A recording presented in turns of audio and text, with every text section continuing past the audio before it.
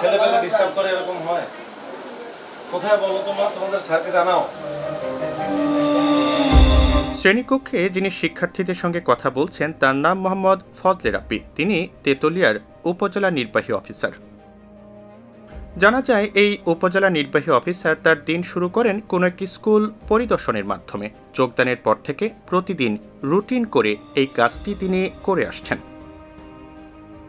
সংশ্লিষ্টরা বলছেন, ইউনু ফজলে রাব্বি হঠাৎ কোনো একটি স্কুলে হাজির হচ্ছেন, স্বল্প সময়ের ক্লাস নিচ্ছেন, দিক নির্দেশনা প্রদান করছেন।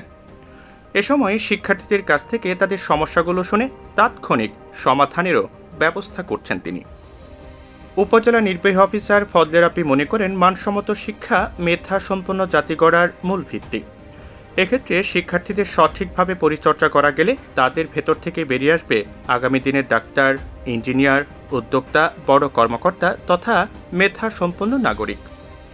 সেজন্য তিনি শিক্ষার্থীদের শারীরিক, মানসিক ও নৈতিকভাবে গড়ে তোলার মাধ্যমে মানসম্মত শিক্ষা নিশ্চিত করতে নিরলসভাবে কাজ করে যাচ্ছেন। সম্প্রতি সিএনআইয়ের সঙ্গে একান্তে কথা বলেন এই উপজেলা নির্বাহী অফিসার। এ সময় তিনি স্কুল পরিদর্শন কার্যক্রম সহ কথা বলেন উপজেলার বিভিন্ন বিষয় নিয়ে। আমাদের তেঁতুলিয়া উপজেলায় কিছু চ্যালেঞ্জ আছে। এখানে সীমান্তবর্তী হওয়ার কারণে মাদকের কিছু বিষয় থাকে। এখানে প্রান্তিক কিছু মানুষ থাকে যারা পাথর, চা ইত্যাদির সাথে জড়িত, এবং আমাদের স্কুল কলেজ কিছু স্কুল কলেজের পড়াশোনার মান সন্তোষজনক না। আমরা চেষ্টা করেছি স্কুলগুলো ভিজিট করে।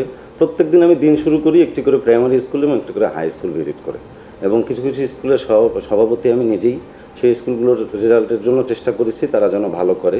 যেমন আপনি জানেন, এবার এসএসসি পরীক্ষায় আমার একটি স্কুল থেকে, একটি বালিকা বিদ্যালয় থেকে 27 জন A+ পেয়েছে।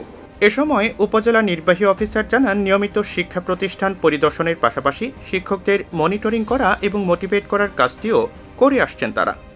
আমরা নিয়মিত ভিজিট করি, শিক্ষকদের মনিটরিং করি, তাদেরকে মাঝে মাঝে মোটিভেট করি, এবং বাল্যবিবাহ, মাদক এই দুটো থেকে সবসময় যেন আমরা দূরে থাকতে পারি। আমার ইউনিয়ন পরিষদ চেয়ারম্যান, বিভিন্ন বিদ্যালয়ে আমরা কথা বলে সব নিয়ে চেষ্টা করছি আমরা। সংশ্লিষ্টরা বলছেন, ইউনু ফজলে রাব্বির ঐকান্তিক প্রচেষ্টায় বদলে যাচ্ছে উপজেলার প্রাথমিক ও মাধ্যমিক শিক্ষার চিত্র। ইতিমধ্যে শিক্ষার্থীরা এর সুফল পেতে শুরু করেছে।